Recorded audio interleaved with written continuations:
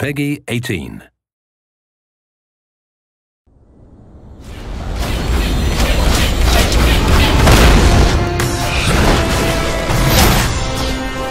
There's nothing better than encountering a monster and just having a hell of a time trying to kill it.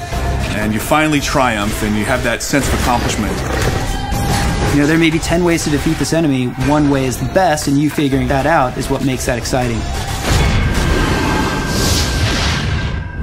I think one of the challenges in making a new fantasy world that's unknown to players is it needs to feel familiar without being just a clone of things that are done before.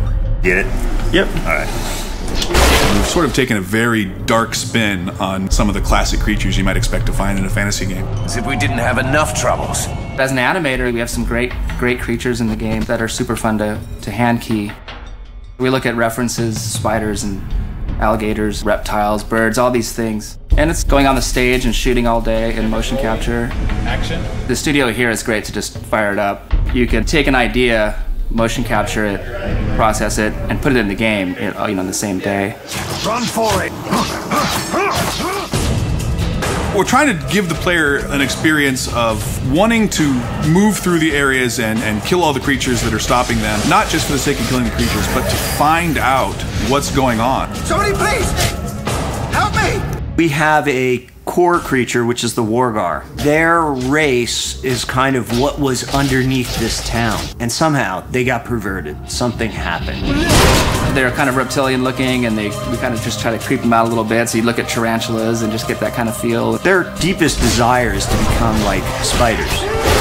As you fight them, you start to see more and more strange variations on them, until eventually you come upon an infected. And an infected has actual spider legs. You come up to him and you start to realize, hey, this guy's got magic. And he's also teleporting all over the place. So you're like, you're just about to shoot him and he goes off to another place. Fast, threatening, super intense, kind of creepy, pretty effective. Great. More bugs. I like the Minotaur, because they charge the crap out of you.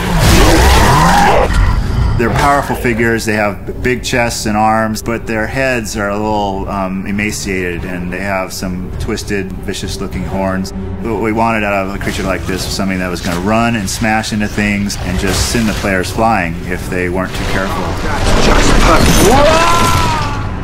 I'm loving the assassin right now. She's a very kind of sexy, quick character that takes on the guys and pops through different environments. Basically, her head is on a staff, and she also teleports like the infected Worgar. What she does is she'll place this staff in the world, and you're like, what the hell's going on? Next thing you know, this staff is fighting you, and she's fighting you.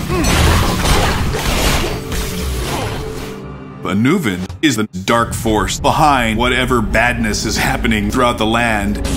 But it's not clear at all what it is that he's really up to.